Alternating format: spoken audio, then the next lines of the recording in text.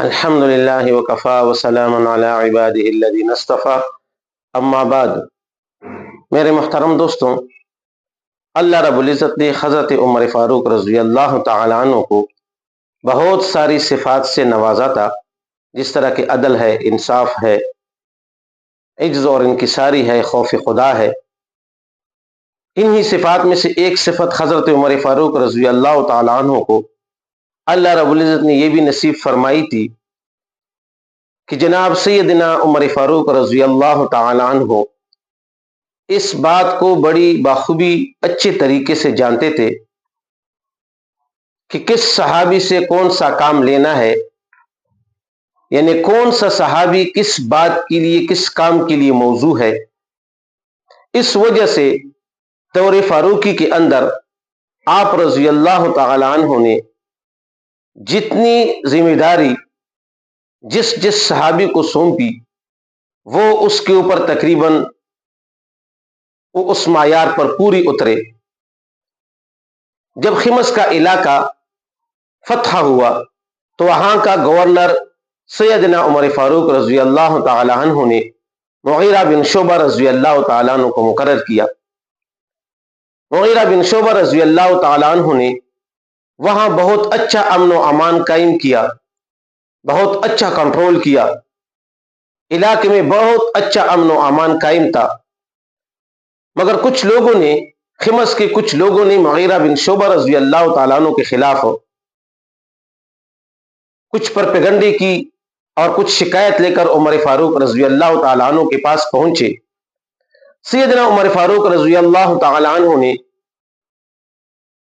हजरत Mughira बिन शुबा रज़ियल्लाहु तआला अन्हु को कुछ अरसे के लिए गवर्नरी से माजूल किया कि ताकि ये लोग जो शिकायत लेकर आए हैं इसकी तहकीक की जा सके। तो जब मुगीरा बिन शुबा रज़ियल्लाहु तआला अन्हु को गवर्नरी से माजूल किया तो कुछ ही अरसे के अंदर वो खिमस जहां पे बहुत अच्छा कंट्रोल था, अमन व अमान था, उसका अमन व अमान खराब हुआ, वहां बदअमनी फैली।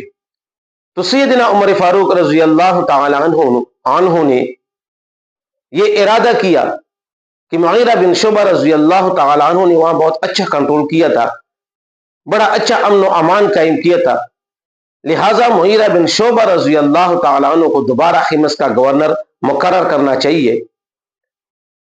वहां खिमस के लोगों को जब अंदाजा हुआ, पता लगा कि सैयदना उमर फारूक रज़ियल्लाहु तआला अन्हु मुगीरा बिन शुबा रज़ियल्लाहु तआला अन्हु को दोबारा खिमस का गवर्नर मुकर्रर कर रहे हैं, तो उन्होंने एक और साजिश की।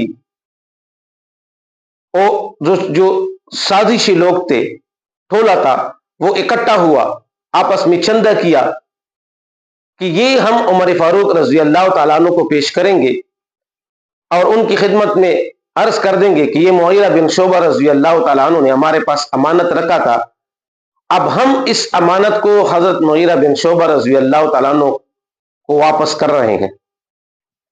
तो सैयदना उमर फारूक रज़ियल्लाहु तआला अन्हु वो मुगीरा बिन शुबा रज़ियल्लाहु तआला अन्हु को खाइन समझेंगे और उनको दोबारा खिमस का गवर्नर मुकर्रर नहीं करेंगे। तो उन्होंने इकट्ठा करके ये मशवरा किया, 1 लाख रुपए चंदा किया और सैयदना उमर फारूक रज़ियल्लाहु तआला की खिदमत में हाजिर हुई। वहां हाजिर होकर अर्ज किया, अमीरुल मोमिनीन मुगीरा बिन शुबा रज़ियल्लाहु तआला अन्हु जो खिमस के गवर्नर थे, तो उन्होंने ये 1 लाख रुपए हमारे पास बतौर अमानत रखा था, अब हम ये अमानत उनको हवाला कर रहे हैं। तो सैयदना उमर फारूक रज़ियल्लाहु तआला अन्हु ने जब ये सुना, गुस्सा हुई और मुगीरा बिन शुबा रज़ियल्लाहु तआला अन्हु को बुलाया, उनसे पूछा कि आप जब खिमस के गवर्नर थे तो ये पैसे आपके पास कहां से आए कि आपने ये पैसे इनके पास अमानत रखे। तो मुगीरा बिन शुबा रज़ियल्लाहु तआला अन्हु ने अर्ज किया, अमीरुल मोमिनीन किस पैसों की बात कर रहे हैं। अमीरुल मोमिनीन हज़रत उमर फारूक रज़ियल्लाहु तआला अन्हु ने फरमाया कि ये लोग खिमस से आए हैं और ये दावा कर रहे हैं कि 1 लाख रुपए आपने इनके पास अमानत रखा था उस वक्त जब आप खिमस के गवर्नर थे। तो मुगीरा बिन शुबा रज़ियल्लाहु तआला अन्हु اللہ رب العزت نے ان کو بڑا کمال کا قوت حافظہ نصیب فرمایا تھا. سمجھ گئے کہ یہ لوگ یہ سازش کر رہے ہیں کہ مجھے دوبارہ خمس کا گورنر نہ بنایا جائے. تو انہوں نے اپنی عقل سے کام لیا. وہ بڑی عجیب بات کہی. اگر وہ یہ کہتے کہ میں نے تو رکھی نہیں ہے، انکار کرتے، تو ان کو اندازہ تھا کہ حضرت عمر فاروق رضی اللہ تعالی عنہ آپ صلی اللہ علیہ وآلہ وسلم کی یہ حدیث مبارکہ ذکر فرمائیں گے کہ البینۃ علی المدعی والیمین علی من انکر، کہ گواہ قائم کرنا یہ مدعی کے ذمہ ہے. اگر وہ گواہ سے عاجز ہیں تو پھر جو انکار کرنے والا ہے وہ قسم اٹھائے گا. تو مغیرہ بن شعبہ رضی اللہ تعالیٰ عنہ سمجھ گئے کہ اگر میں انکار کروں گا تو یہ مدعی بن جائیں گے اور میں منکر بن جاؤں گا. تو انہوں نے جب اتنی بڑی سازش کی، یہ پیسے اکٹھی کیے، تو یہ جھوٹی بینہ قائم کرنا یہ ان کے لیے کوئی مشکل کام نہیں ہے. تو انہوں نے انکار کرنے کے بجائے بڑی عجیب بات کہی. فرمایا کہ امیر المؤمنین، یہ جو ان کے پاس میں نے پیسے رکھے تھے امانت، یہ 1 لاکھ نہیں بلکہ 2 لاکھ تھے. لہذا آپ ان سے کہہ دیجئے کہ میری امانت واپس کرنی ہے تو مجھے پوری اپنی امانت 2 لاکھ واپس کر دیں.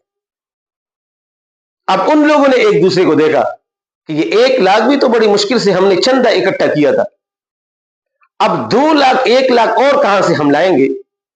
سیدنا عمر فاروق رضی اللہ تعالیٰ نے ان کی طرف دیکھا اور فرمایا کہ ان کی امانت پوری کی پوری جو ہے نا 2 لاکھ واپس کر دو، ورنہ تم خیانت کرنے والے ہو، میں تمہاری گردنیں اڑا دوں گا. جب ان کو اندازہ ہوا کہ سیدنا عمر فاروق رضی اللہ تعالیٰ عنہ چھوڑیں گی نہیں، پوری امانت دینی پڑے گی 2 لاکھ، تو انہوں نے صاف اقرار کر دیا کہ امیر المؤمنین حضرت مغیرہ بن شعبہ رضی اللہ تعالیٰ عنہ نے ہمارے پاس کوئی امانت نہیں رکھی. یہ تو ان کے خلاف ایک سازش تھی کہ آپ ان کو دوبارہ گورنر بنانے والے ہیں. یہ ایک سازش تھی جو ہم نے کی تھی کہ تاکہ وہ دوبارہ گورنر نہ بن سکے خمس کا. تو امیر المؤمنین سیدنا عمر فاروق رضی اللہ تعالی عنہ خوش ہوئے اور مسکرا کر مغیرہ بن شعبہ رضی اللہ تعالی عنہ کی طرف دیکھے اور فرمایا کہ مغیرہ تم نے یہ کیسے سوچا کہ یہ 1 نہیں 2 لاکھ تھے. تو حضرت مغیرہ بن شعبہ رضی اللہ تعالی عنہ نے عرض کیا امیر المؤمنین، مجھے اندازہ ہوا کہ یہ میرے اوپر ویسے بھی الزام لگا رہے ہیں، الزام تو میرے اوپر لگ جائے گا، لیکن چلو میں 2 لاکھ کہہ دیتا ہوں، مسلمانوں کے بیت المال خزانے کو تو 1 لاکھ کا اضافی فائدہ ہو جائے گا، مسلمانوں کے بیت المال میں کم سے کم 2 لاکھ روپے چلے جائیں گے. اگرچہ میرے اوپر الزام آئے گا تو اس وجہ سے میں نے 1 لاکھ کے بجائے 2 لاکھ کہا.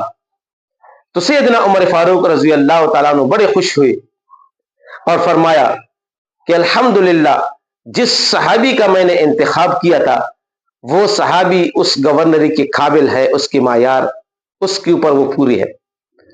تو میں نے عرض کیا میرے محترم دوستوں کہ سیدنا عمر فاروق رضی اللہ تعالیٰ عنہ کو اللہ رب العزت نے یہ صفت نصیب فرمائی تھی کہ وہ صحابی کو جانتے تھے کہ کس صحابی سے کون سا کام لینا ہے